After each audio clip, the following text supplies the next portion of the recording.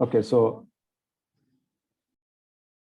before I start, let me ask the participants that I have given 3 problems for the tutorial session. Have they been discussed?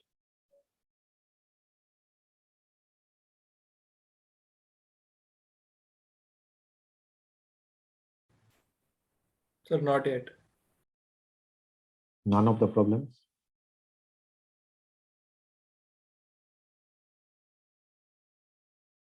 No, sir. Yes. Okay, so here we go. So the abstract constructions and discussions are all over. We are now towards construction of Lebesgue measure. So that will take on place on RD, Euclidean space. So D is bigger than or equals to 1. And you know what this space looks like.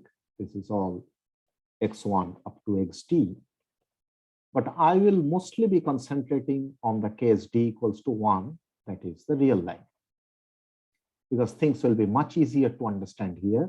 And once we understand that, then the higher dimensional case can easily be understood.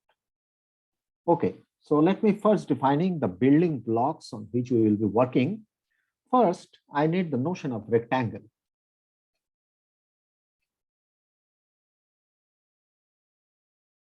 Rectangle is usually denoted as W.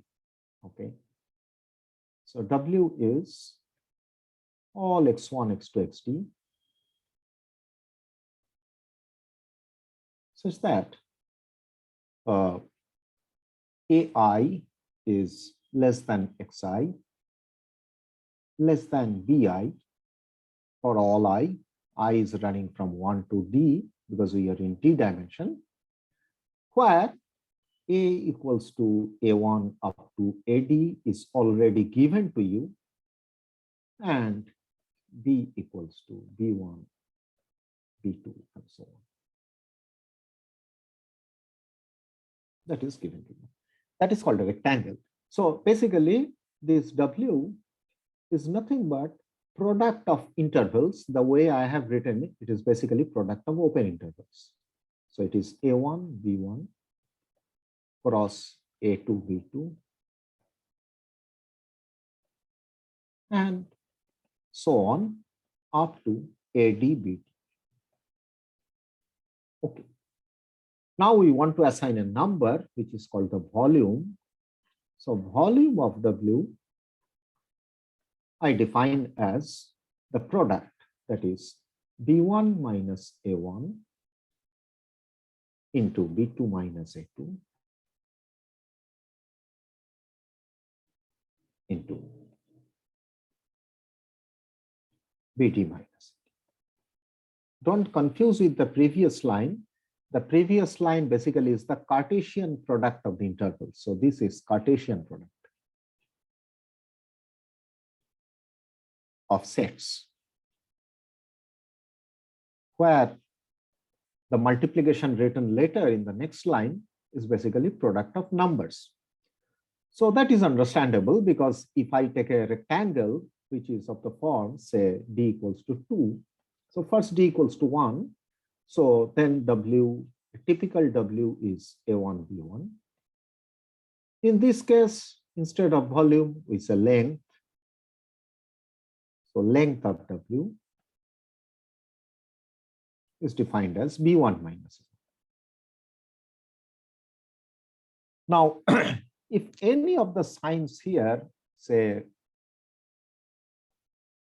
this sign or this sign, if any of them is changed by lesser equals to, we still call them rectangle. Okay. So if I look at AI lesser equals to xi, lesser equals to bi for all I, that is also called a rectangle. AI strictly less than xi, lesser equals to bi, that is also called a rectangle.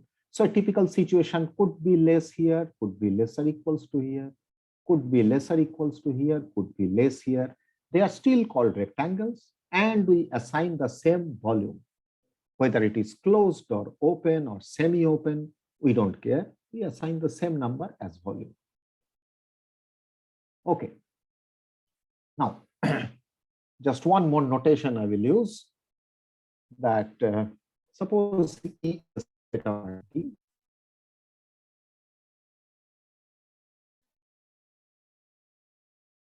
and suppose your X naught is a point in T.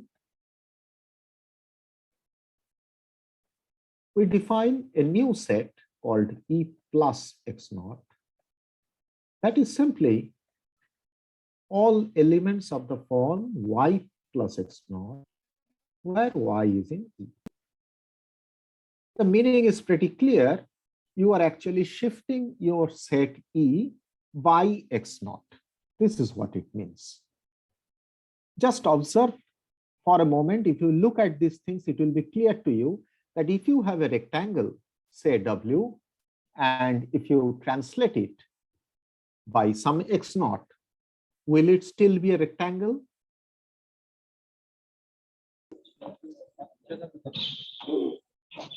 Yeah. Yes. I'm asking, suppose your E is a rectangle, then translate of E by an X naught. Is it still a rectangle? Yes, sir. Yes, sir. And its volume, will it remain same? Yes. Yes, sir. Okay, great, fantastic. Now to the next step. It's called decomposition by cubes. So some more sets I'm going to define, some special kind of rectangles. Okay. But don't worry, eventually I will come down to one dimension, so things will be very clear. Okay, cubes.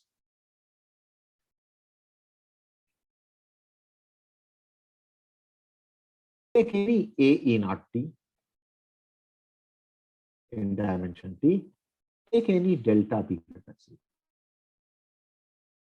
I look at this set called a delta cube. Okay, so a delta cube that I am denoting as Q A delta. That is simply this set. We'll draw pictures of this set, and then it will be immediately clear to you what I mean. X1 up to XD, such that AI less or equals to Xi, strictly less than AI plus delta. And that is true for all I. Okay. So a typical delta cube in 2 dimensions will look something like this.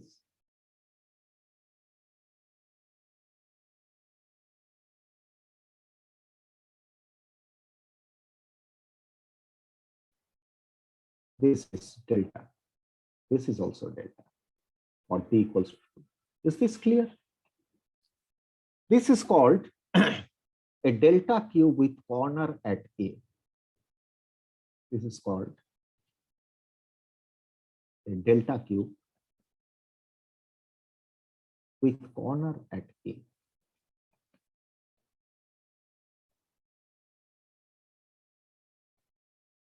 So to make it very precise, let's look at this point. This point is nothing but A1, A2 in 2 dimensions. Now, can you understand why I have drawn some dotted line? 2 lines are dotted, but the other 2 lines are not dotted. Can you understand why it is so? Because Xi is less than AI plus delta. Open there. Open there, it is strictly less. But on this side, it is less or equals to. Okay. So that means left-hand side and the base, they are included in the set. But the right-hand side, that is this side, and the top, that is not included in the set. So we can actually call them semi-open cubes because they're equal to one case, as you can see from the description, that for t equals to 1, a typical QA delta is simply A plus delta. Okay. Now, I'm not going to deal with arbitrary things, but let me just remember this name, delta cube. I will use this language, but instead of delta, you will see some other real numbers appear. Okay, but from now onwards, whenever I call this kind of a delta cube, say 10 cube, by that I will mean a cube which is semi-open and each side has got length 10. If I say 1/4 cube, I would mean again it is semi-open, but each side has length 1/4. Okay, clear? Yes, sir. Okay, so semi-open is very important for us. Don't forget it. It's not closed on one side. It is semi-open. That's important. Okay, now more notation. Fix n in n. For each n, a natural number. Very soon you will understand where all these things are leading to. Let's look at Pn. And every time I will ask you questions, so please be very attentive. This is z to the power d by 2 to the power n. What I mean by that? Well, Pn is a subset of Rd. What kind of subset? Well, this kind of subset. K1 by 2 to the power n, K2 by 2 to the power n, so on, Kd by 2 to the power n, where Ki belongs to the set of integers z. 1 lesser equals to I lesser equals to t. Okay. How many points are here on this set Pn?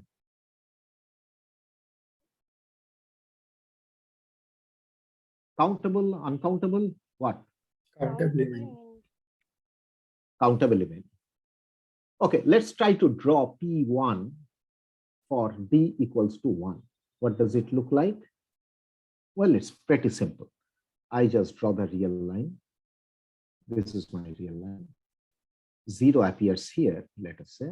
This is my 0. Then what should be the next point? The next point is half.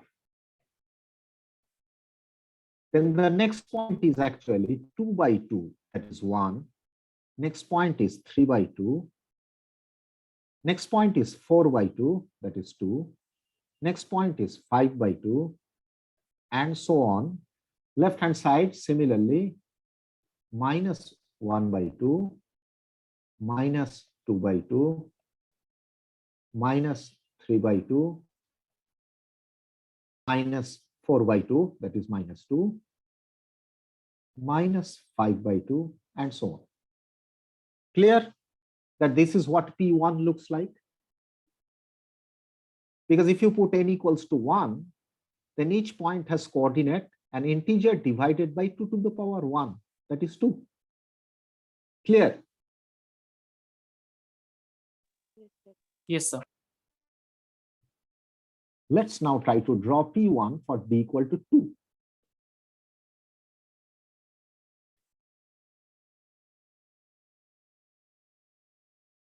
And let me now just ask one question. Keep looking at the previous picture. There are some points of P1s are drawn. Now, suppose you want to draw P2. Will this point still be there?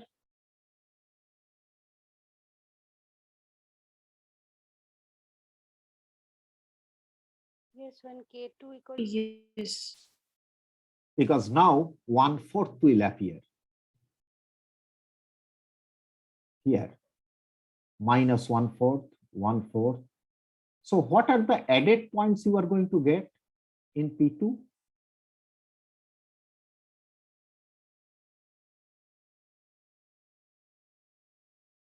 What are the extra points you will be getting? Is there any algorithm to get them from P1 to P2? P1 plus 1/4. Yeah? P1 cross No. P1. P1. You already got P1 that I have drawn in black. Now in red, I'm trying to indicate the extra points which are going to appear when you are looking at P2. Remember, if you are drawing points of P2, first note that the difference between consecutive points in P1 is half. Clear? Yes, sir. Now, Half if you are of looking at,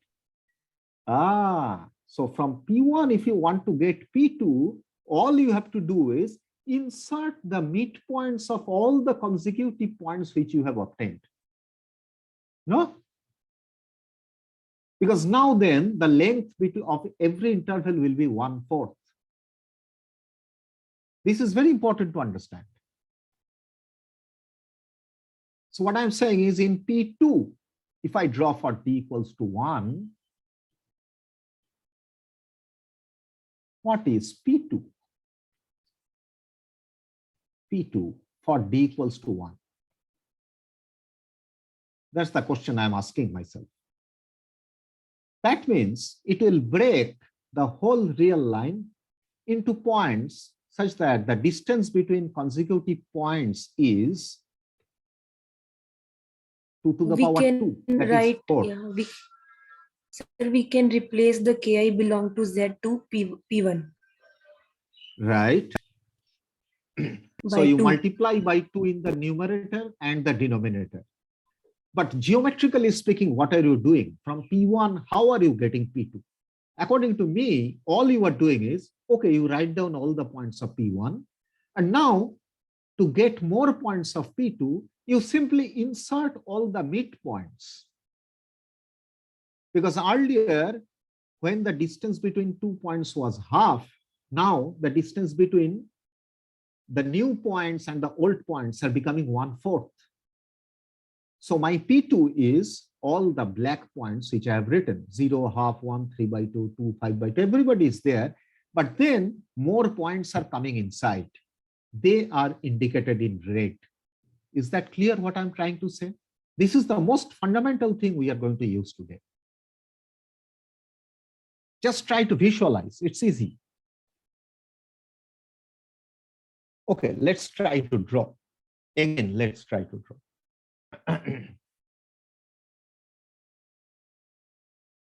Now I'm trying to draw P2 for you. So 0. What is the next point? Next point is 1/4. 1/4. Then what is the next point? 2/4. 1/4. That is half. 2/4. Yeah. That is half, which already appeared. Then 3/4. Then 4/4, which is 1, already appeared. Then 5/4. 5/4. 6/4.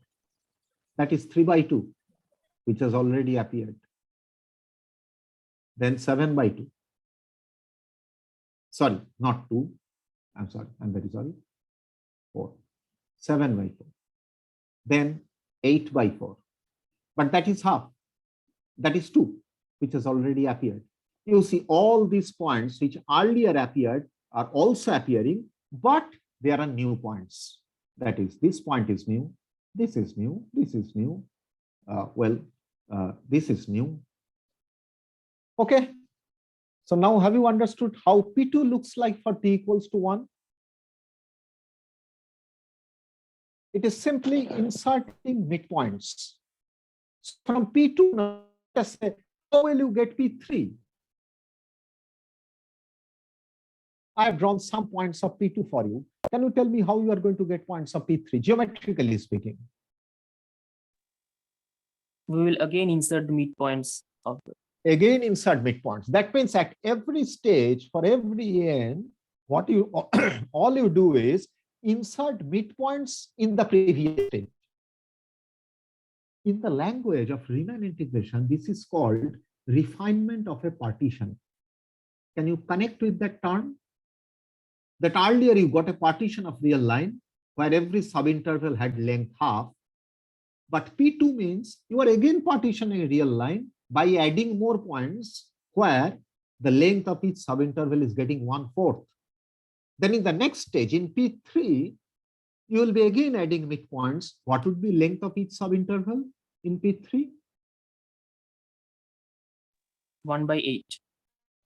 Correct. It will go on like that. That means things are being broken into subintervals whose lengths are decreasing like 1 by 2 to the power n. That is what, as we vary n, pn's are going to do.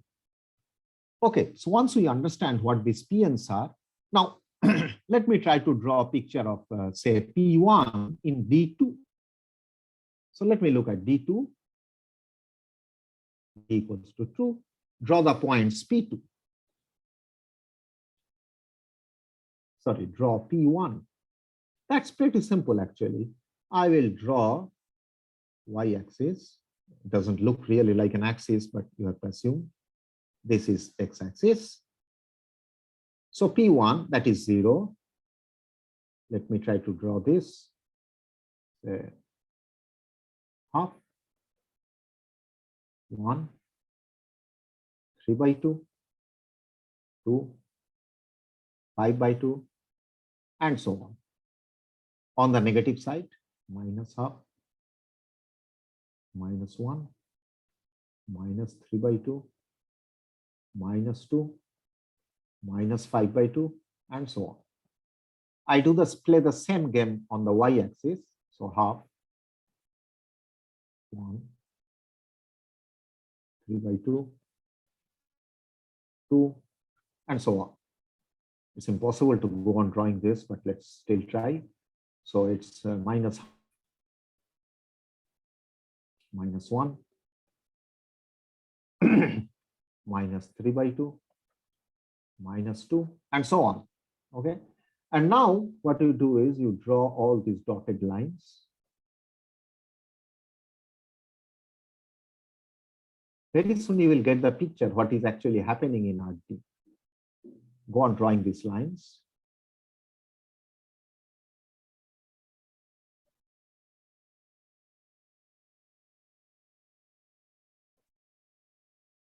And then draw these lines. Oh, sorry.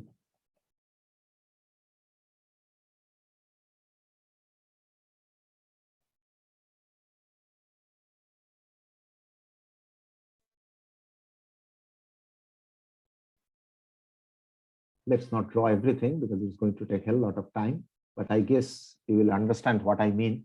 Now look at these intersection points. Can you tell me what are the coordinates of these kind of points? A1 by 2, comma A2 by 2. Yes. And what about A1 and A2? Integer. That means you are in P1. Okay. Now let's draw a semi-open cube here. Can anybody tell me what is the length, side length of these cubes? It is open 1 by on 2. this side. Half. It's actually half square. No, it's a rectangle. So what is the volume? Length of each side is half. Right?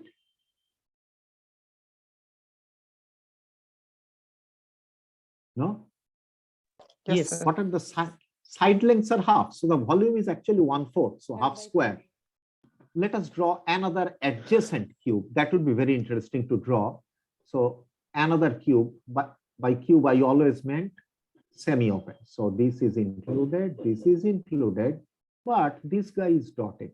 Now just look at this cube on the right side, which I put a red mark just to so that you can distinguish. Look at this cube, and then look at this cube where let me put a, say, blue mark.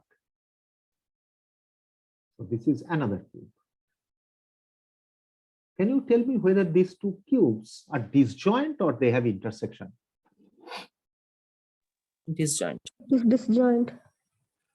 Because the red cube has the left-hand side included, but the the left cube has the right-hand side excluded. So they are disjoint cubes. So you can see just by drawing P1, you can actually break whole of R2 into disjoint cubes, and these cubes are basically, let me write them. According to my language, they are all 2 to the power minus 1 cubes. Agreed with the language? I said delta cube. That means side length delta. So here I should say 2 to the power minus 1 cube, side length 2 to the power minus 1. Is it clear to everybody, the picture?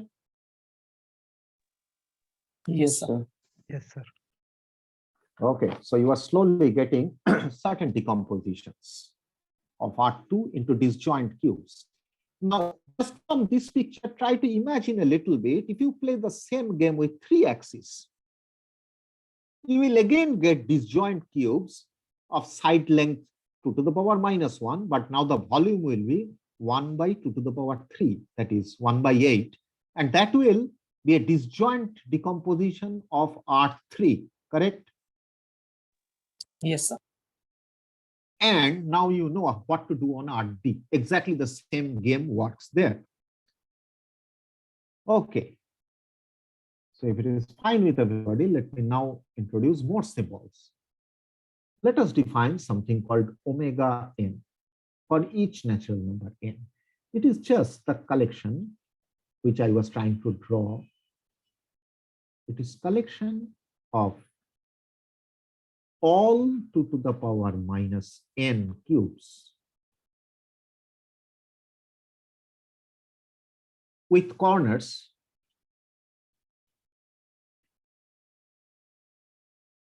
sorry, this is not the spelling of corner. With corners at points of Pn.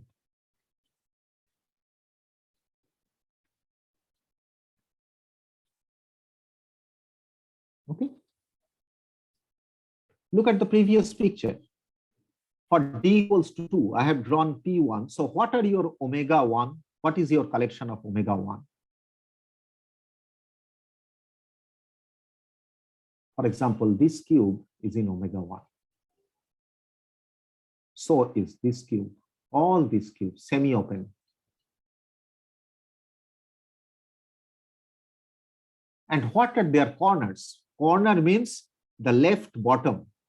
That is this point, this point, this point, all these left bottom points. Where do they belong? These are integers by 2 to the power 1, right?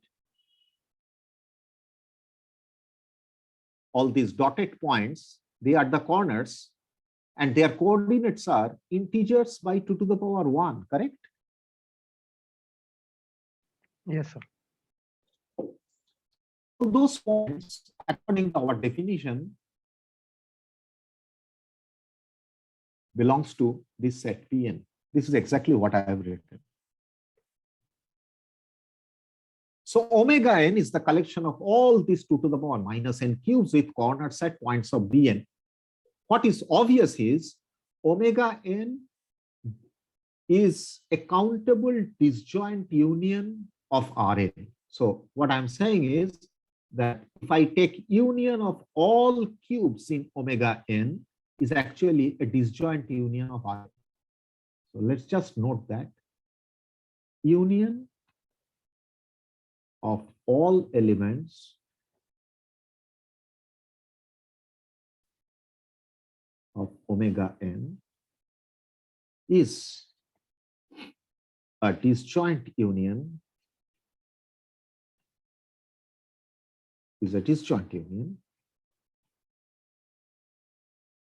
whose union is Rn.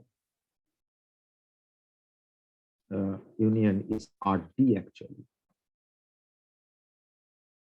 Correct? It's actually clear from the picture above. Now, if you are convinced about all this, now I want to state certain properties which are obvious from the construction, but I will try to describe them if you have trouble with it. So let's write it as a proposition. This decomposition is the basic in understanding the Lebesgue measure. The first statement, if n is fixed, fix an n, don't keep it, don't vary it, fix it. Then each x in Rd lie in one and only one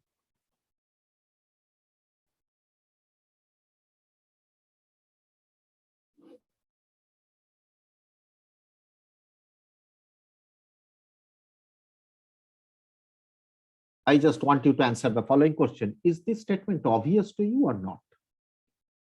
Yes. After Disjoint union. what we have written, every x is in one of the cubes. It could be the corner. Nobody is contradicting that. It could be the corner, but it has to be every x is in one of the cubes if I fix n. Clear? Yes, sir. Now, if q prime belongs to omega n and q double prime belongs to omega r, and assume that n is bigger than r, then either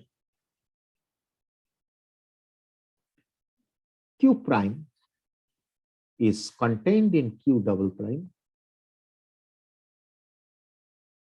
or q prime intersection q double prime is empty.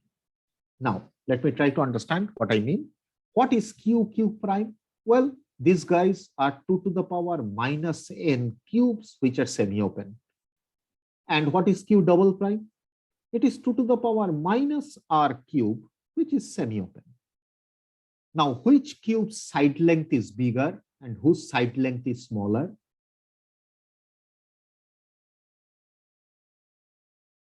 Q primes is smaller.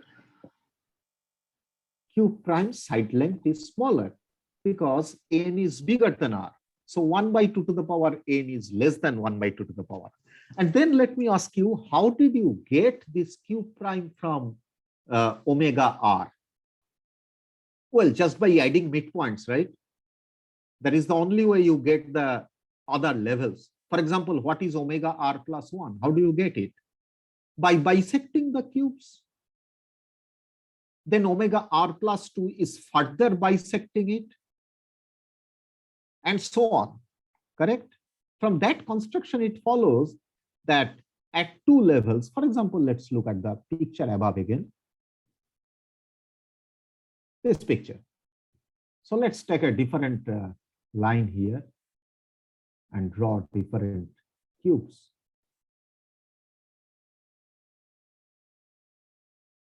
So let's look at a typical cube here. This is a cube. This side open. Let's focus on this cube. This is for P1. And all these guys are in omega 1. Now you are looking at omega 2. How will you create omega 2? By creating P2. That means you are going to bisect each of the cubes, correct? So let us say it is getting bisected. Now one cube breaks up into 4 pieces.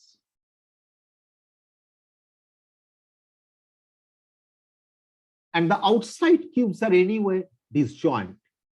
And the inside cubes are totally contained. It cannot be this kind of a picture that I'm trying to focus on. That you have one cube like this, and you have a half cube, which is something like this. It just can't happen. This situation is not possible. Either you are inside the bigger cube or you are completely disjoint from the bigger cube. Is that clear? Yes, sir. Yes, sir. That is what has been mentioned in this statement. Okay, so we are through with it. Then C. If Q belongs to omega R, then this is actually an obvious statement. Then volume of Q, can you tell me what is going to be volume of Q? 1 by 2 to the power of Q. The same statement. That is the volume. If this is a slightly more complicated statement, if n is bigger than R, then the set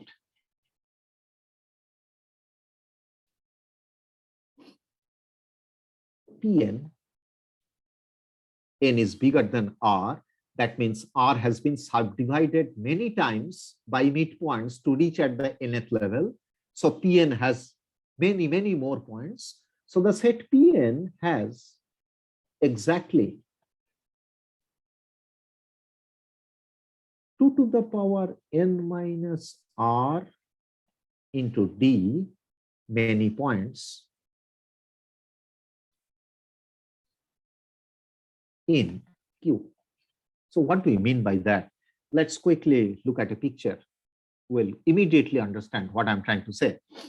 So just to understand it, take d equals to 1. Then what does a Q look like? Omega r, that means it looks like k by 2 to the power r, and then k plus 1 by 2 to the power r, right? And this side is open, where k is an integer. And now I'm going to subdivide this Q into more subintervals, where the length is going to be 1 by 2 to the power n, and n is bigger than r. So I just want to measure how many points I will take. So what I do is I use a simple trick. This k by 2 to the power r is nothing but k into 2 to the power n minus r divided by 2 to the power n. And my k plus 1 by 2 to the power r is simply k times 2 to the power n minus r by 2 to the power n plus 2 to the power n minus r by 2 to the power n. So what are all the points then look like? Points which are extra points which are coming inside, they have to look like k by 2 to the power r plus say s by 2 to the power n. From what does s vary?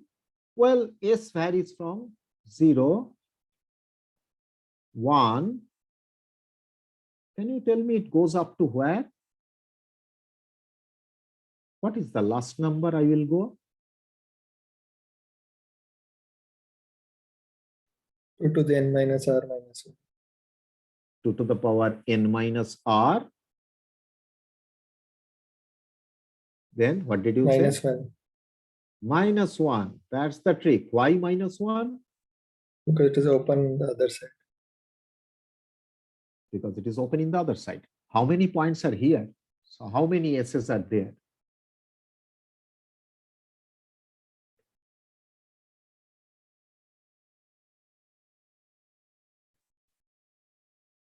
So total number of points of Pn in my Q turns out to be equals to as many s are there. How many s are there? 2 to the power n minus r minus 1 plus 1, because 0 is also there. So this is 2 to the power n minus r. In d dimension, it becomes 2 to the power n minus r into d. Because you will be playing the same game in every axis. Okay. So I think this makes it clear. Is this okay? Yes, sir. Yes. Yes, sir.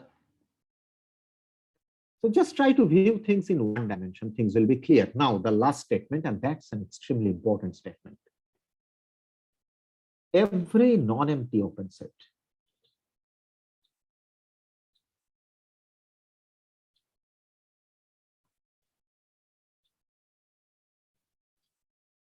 in RT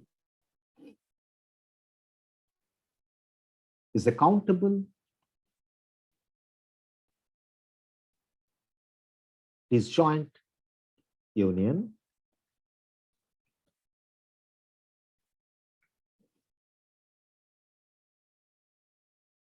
of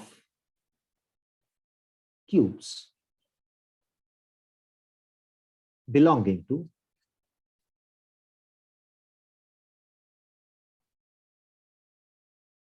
omega 1, omega 2, and so on.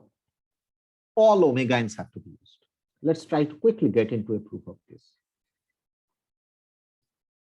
See, the point is, in standard measure theory course, one uses a fact that on real line, every non-empty open set is a countable disjoint union of intervals. Now, this result is not true in higher dimension. So we are trying to get an analog of this result in higher dimension in terms of the cubes, okay, instead of intervals. So let's quickly get into the proof. The proof is not easy, not difficult to understand at all. But let me just try to be short here because I have written it in detail and that has been posted. So take any open set. I don't know anything about the shape of that set. It's just an open set. Okay. Take any x in V. Since V is open, there is an open ball containing x sitting inside V. So x belongs to an open ball sitting inside. And now I'm going to make a claim for which I'm not giving any proof. I'm saying that this implies there exists a 2 to the power minus n cube, which of course belongs to omega n. Do I give a name to that? Say q, such that x belongs to q, and that is sitting inside that open ball.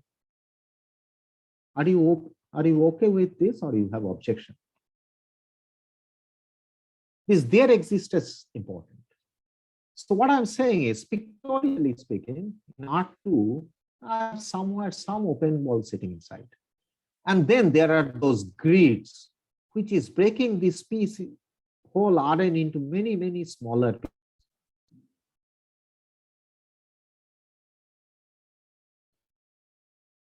I got a cube here. This is what I mean. Is that okay with you? Because the n is in my hand. I can take cubes with extremely small size. Okay. So if I take very small size, so at some point of time, some cube will be sitting inside that ball. Well, I agree my picture is pretty bad. So let me try to draw it again. Perhaps that will be clearer. What I meant is to have this open ball, and then your space gets broken up into this kind of, this is your 2 to the power minus n cubes I'm trying to draw.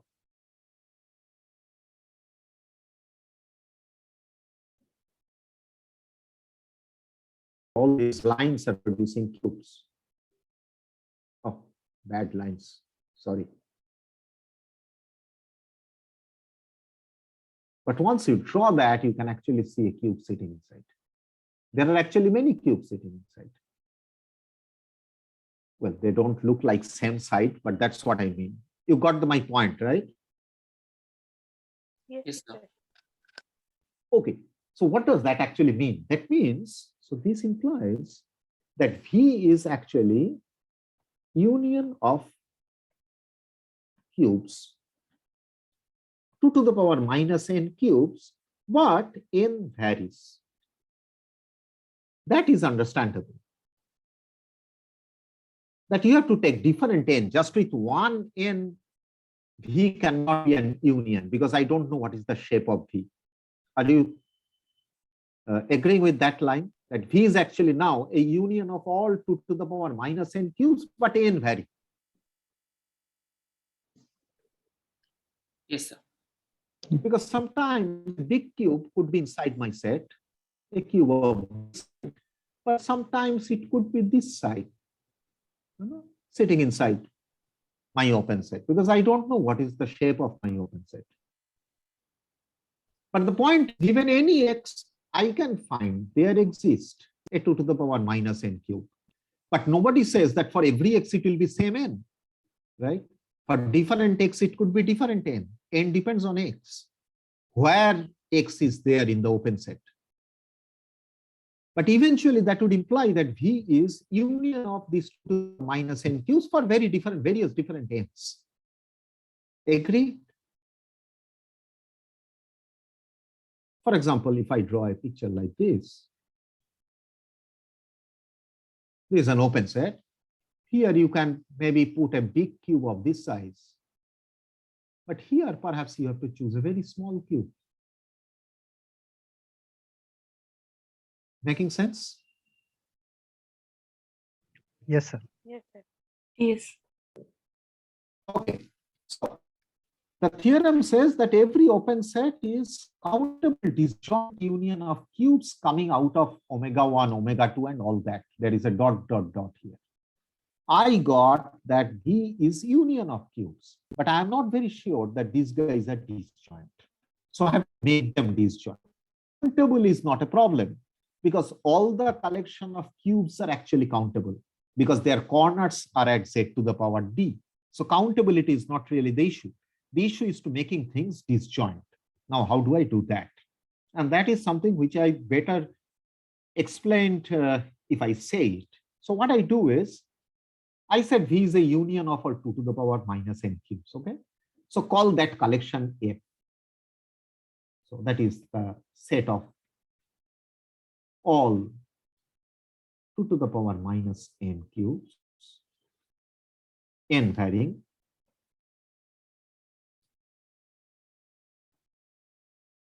whose union is V.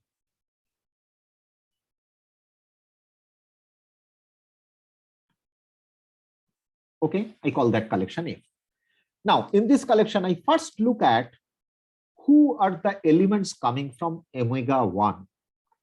So choose those elements of omega 1 who are in F. Now, who are elements of omega 1s? They are cubes with side length 2 to the power minus 1, that is half. Now, you may say that my open set is so small that no element of omega 1 is sitting inside. Can happen. Then I will say, forget omega 1. Let's go to omega 2. Okay, so that is my principle. So let us say I choose all those elements from omega 1 who are in F. That means all those cubes are already sitting inside V. Let's assume there are some such cubes. Now, next, what you do? Well, you don't stop here. And then you forget, just forget those cubes in omega 2, omega 3, and so on, who are already contained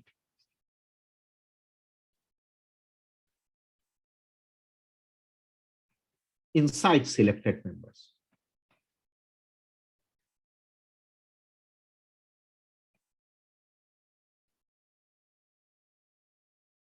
So this omega 1, omega 2, let's call them first generation, second generation of cubes and so on.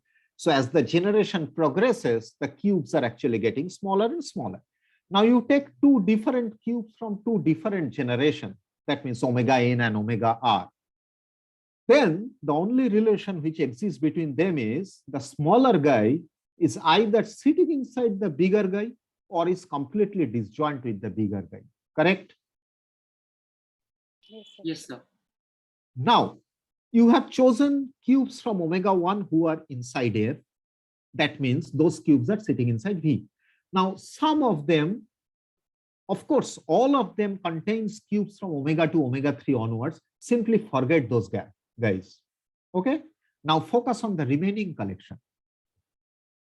And now, probably you have already understood what I'm going to do. From the remaining collection, from the remaining members of F,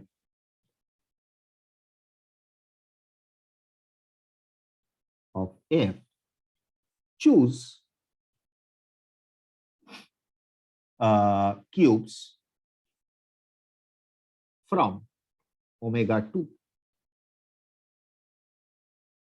and forget those cubes of omega 3, omega 4, and so on, which are contained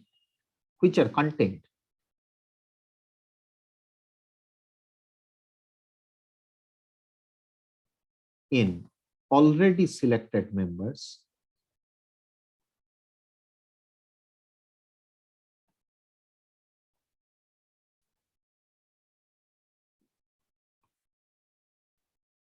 clear so far what I am doing? Whatever I have done with omega 1, I am doing the same thing with omega 2. Okay. Can you tell me what is the next step?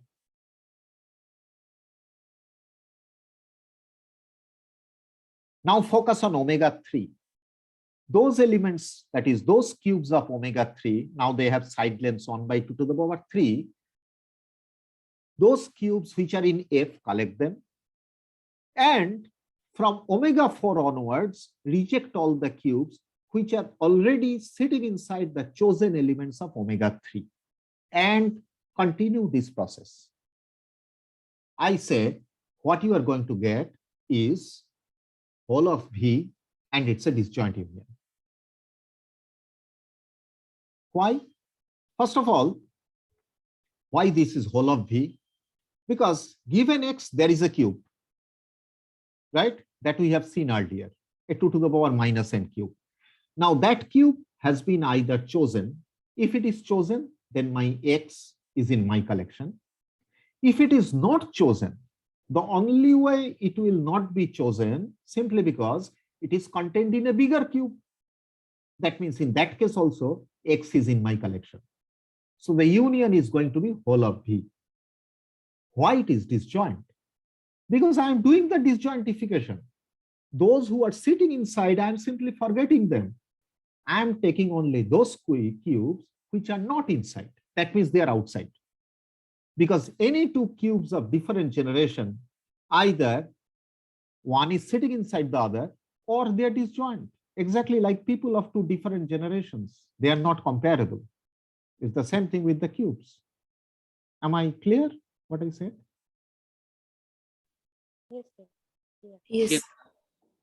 If you have question, you can ask me, because this is a very fundamental result. I'm going to use it time and again. That every open set is countable union of 2 to the power minus n cubes for different n's. And these are disjoint unions. Okay? Okay, sir. Okay, so we have finished the proof of the theorem, which we said, and now we will come to the construction of Lebesgue measure. I will just start today. I have only 5 minutes, so let me just start. We can't do much. Construction of Lebesgue measure. Let me focus to make matter simple for d equals to 1. The point is, if you want to apply a Ries representation theorem, you need a positive linear function. But how will you define a positive linear functional? Everything depends on that. So the basic idea, since I have only 5 minutes, I'm not going to take much time. The basic idea, let me just tell you what is the basic idea. We will elaborate it in the next class. Basic idea. So you take some f in CCR. Let's assume real value. Now, since f is CC, the support of f is compact, correct? Is compact. Call that K. Now, the moment I said the support K is compact, it is sitting inside some closed interval AB. Okay? Basically, the basic idea, I'm not going to define it this way, but the basic idea is you simply define your lambda f to be equals to integration a to b fx dx, the Riemann integration of f. This is the Riemann integral.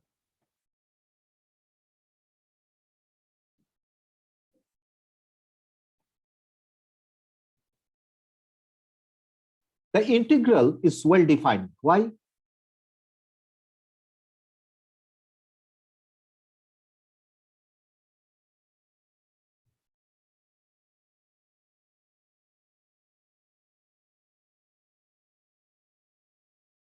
Quick. Why the integral is well defined? I said this is Riemann integral. Because f is continuous already. Yes, f is in CC. It is compactly supported, true, but it is also continuous. Any continuous function is Riemann integrable. And not only that, this is a positive linear functional. Correct? Sir, Yes. but this is not continuous on the complete interval AB, right? Who is not continuous? F. So we have defined, yes, F is continuous only on the On the support. support, but you are defining the Who integral said that? of the. Who said that? Sir, What is so definition excuse of a what is the definition of a compactly supported continuous function? I knew that you have a problem here. That's why I'm explaining. So what does CC mean? Compactly supported continuous.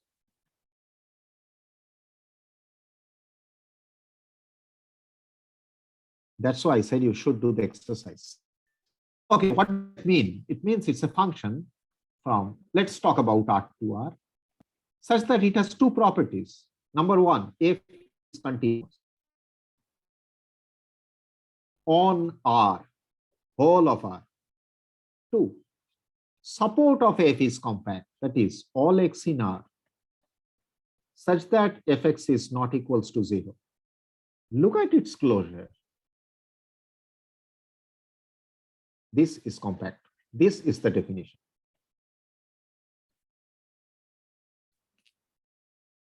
Okay. This is the definition of compactly supported continuous function. F from R to R, it is continuous on whole of R. So when you say F is in CCX, what you mean is F is continuous on the whole space X, and its support is continuous. So let's quickly try to draw the kind of pictures which you are actually working on. So let me take an open set V in real life. Let's take an open interval, say alpha, beta. This is an open set. Let's take a compact set sitting inside V, call it AB. That's a compact set. I quickly try to draw a picture.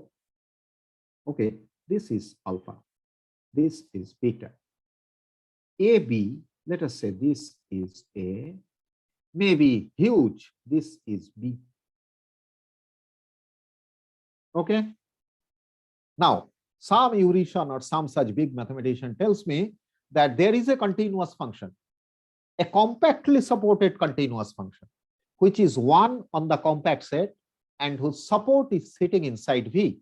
So in the language of routine, K, F, P, right? This is a setup where one uses this so-called Eurytion's lemma, right? Locally compact house dot one can do all this.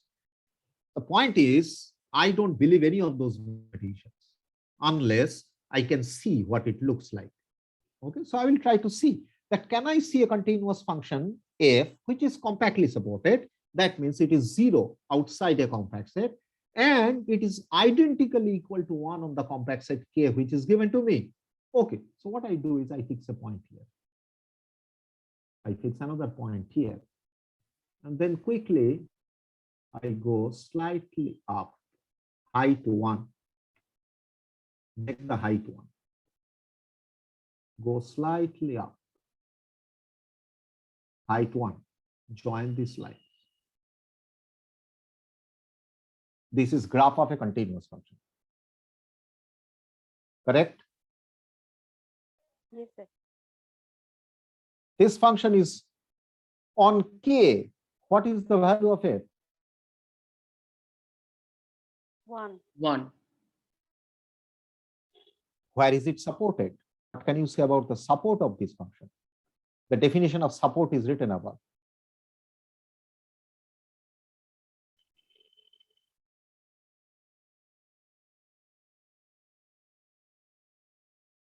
Support of this function is open from this point to this.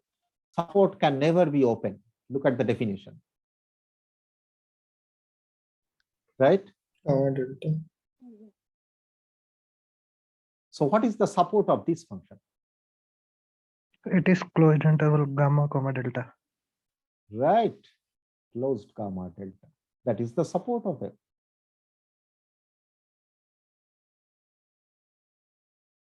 I can see Eurytion's lemma. So am I saying that Eurytion's lemma is useless? No, I'm not saying that. Why? Well, compact sets can be pretty complicated looking. Open sets can also be very complicated looking. So there should be some abstract justification why it is true. But at the same time, in the simplest possible case, I should be able to see why Eurytion's lemma is true. And according to me, this is the simplest possible case. Now, I don't have time. I have already overstepped. We again come back to this lambda f, the Riemann integral. What do you think? Does it make sense for any compactly supported function? Because lambda will not be applied only on one function. It will be applied to all compactly supported continuous functions. But I am saying I will use only Riemann integration to define it. Can I do that?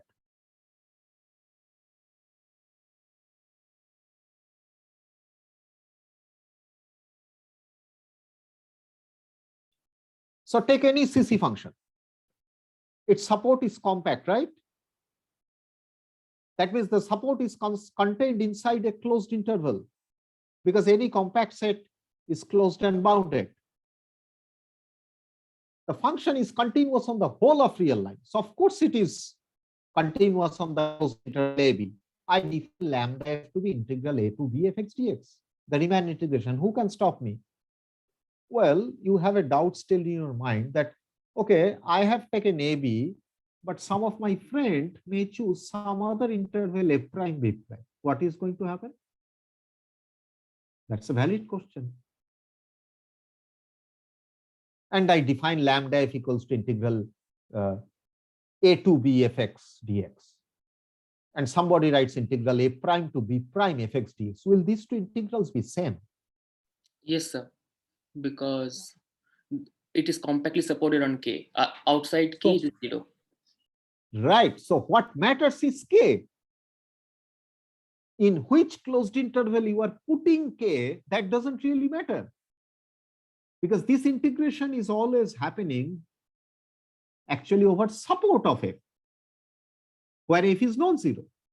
Outside the support, which is an open set, there f is identically equal to 0. So that extra portion doesn't matter in the Riemann integration. Am I making sense? And this is where I want to stop. Is this okay? Yes, sir. Yes. This is what we are going to discuss in the next. Anybody has a question? Yeah. If you have a question, ask me.